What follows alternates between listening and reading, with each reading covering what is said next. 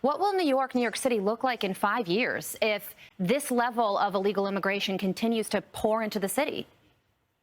It will be a tent city because everyone who lives here will have left. When you really look at all the different numbers, we have the most migrants of any other large city. Miami has 69,000 plus, Chicago 40,000, LA 62,000. We have 113,300.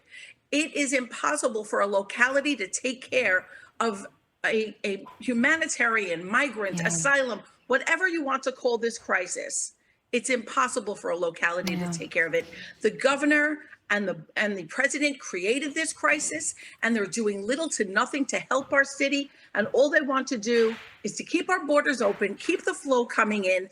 And when you're offering free room, free board, free healthcare, free education, iPads, phones, and the potentiality of work permits, we're actually enticing people to come here.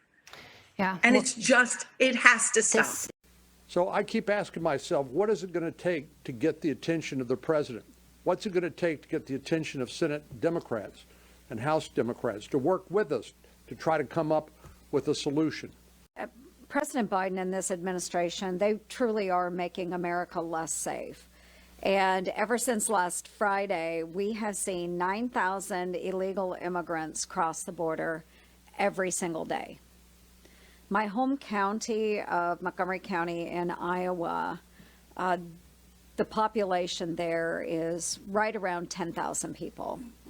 So if you think about it, that is the population of my county coming across the border illegally every single day. And instead of taking the time to analyze the situation and secure our southern border, what is President Biden doing? He has decided to go ahead and auction off the articles that were already purchased using taxpayer dollars to build a wall on our southern border. We took them out by the thousands and thousands. And you know, when I first came, I said, no, we have to bring them back to their country of origin. And they said, sir, they won't accept them. Under President Obama, they wouldn't accept them. They would actually put airplanes on the runway so you couldn't land the plane loaded up with gang members and very bad people. Prisoners came into our country. And I said, how much money do we give these countries? Sir, $750 million a year. That's a lot. They said $750 million. All right, ended immediately. And the next morning, all three called me up separately. Sir, there seems to be a miscommunication. What's the problem? I said, you're not taking back your people that came illegally into our country. We want you to take them back. Sir, we would be honored to take them back. It would be...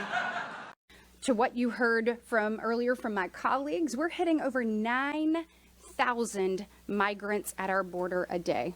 At the current rate, we will hit 3 million in this next fiscal year alone. That's over 10 million migrants who have come here illegally across our border during President Biden's tenure. When I think about these numbers, 7 million, 108,000, 300,000, I think, what is it going to take to get the Biden administration's attention? And I've concluded, sadly, that he just doesn't care. He doesn't care. Because if he did care, he would do something about it. What happened to our country is a total disgrace, okay? Disgrace. So, and look at the result. I mean, look at the result. I mean, practically every problem that we talked about today wouldn't have happened. Ukraine wouldn't have happened. Inflation wouldn't have happened. I mean, so many of these things that we talk about today, we wouldn't even be thinking about. Look at the supply chain. Who ever heard of a supply chain where people can't deliver? You couldn't get baby food. You couldn't get anything. The only thing you could get is all the drugs you wanted. You could get drugs. You could get cocaine. I wonder whose cocaine that was, by the way, in the White House.